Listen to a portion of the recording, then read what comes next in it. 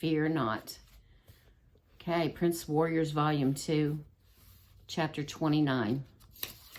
No fear.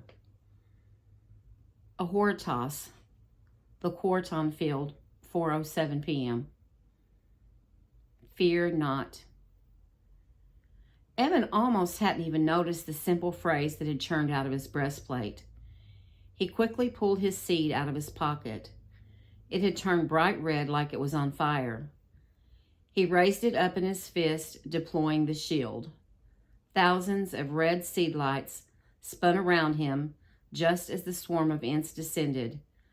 Their hair-curling shrieks, although muffled by the shield, pierced his very soul. Evan fell to one knee, bowing his head so he wouldn't have to look upon the ugly metal butterflies shooting their stingers at him. He didn't know what to do. He couldn't see to move forward. He couldn't go anywhere at all. The minutes passed, and Evan's shoulder began to hurt from holding his arm stretched out for so long. He lowered it to ease the ache, but the shield dome around him became smaller, and the ferocious bugs drew closer than ever. There seemed to be no end to the flying storm. "Help!" he called out. I can't hold them off. My arm is too weak." "But mine isn't." It was Rue's voice, filling his whole mind. He looked up, searching. At that moment, a brilliant flash cut through the swarm of Ents that bore down on him.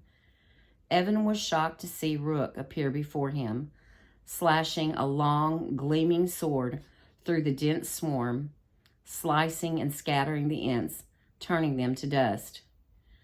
Rook glanced down at Evan only for a moment. "Get going, I got your back." "Rook?" Evan said, shocked. "How did you—" "Go, go, go!" Rook shouted.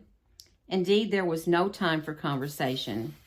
Evan dashed forward, still holding his seed high enough that the shield covered him. He felt strength return to his body, along with hope that maybe he would get out of this in one piece after all. "You know the plans I have for you. To help you, not to harm you." He tossed those words in his head over and over as he plunged forward, keeping his attention focused on the steady beam of light from his breastplate.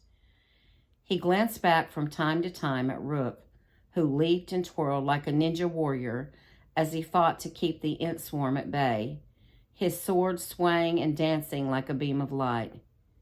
"I gotta get me one of those things," Evan thought fleetingly. He kept running as fast as his short legs would carry him, nimbly traversing the rocky ground and skirting the giant lumpy boulders. Still, he could see no opening in any of them, no gap that would indicate a cave or an entry.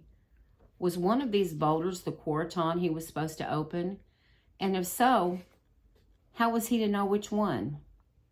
He reached one of the rocks and began pounding on it, hoping a secret door might open. Nothing happened. He hurried to another one, running his hands over the surface, looking for a crack, a depression, something that would indicate there was a way inside. But all the boulders he encountered were solid. He tried kicking them as well, remembering how his boots had once turned a forger into metal dust. But his boot made no impression in the solid rock.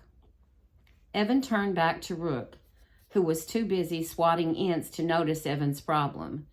He realized he'd have to figure this out by himself. There was no one else to ask. Something small and bright flashed across his vision. Evan blinked. It looked almost like a spark from the cave. What was it doing here? Then there was another one, as if the single spark had split into two, then 4, then 8. They continued to multiply, a shimmering curtain of lights dancing before him. "What are you guys doing?" Evan asked, exasperated.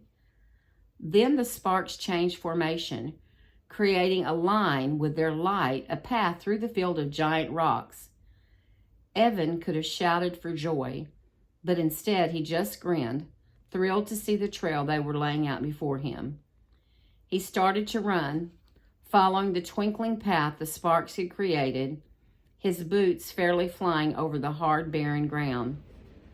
The path led toward another large boulder, this one slightly reddish in color, with a very pitted surface. It was huge, as big as Evan's whole house. Was this the quarton he was supposed to open? And yet, as Evan got closer, he saw no door, no crack, no opening in the rock surface. The sparks had led him to another solid rock. "Hey, Ruth, somebody, let me in."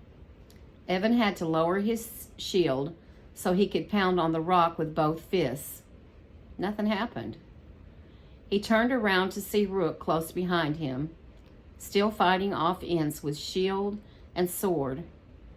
Evan raised up his own shield again to protect himself from the attacking Ents that might get through Rook's barricade.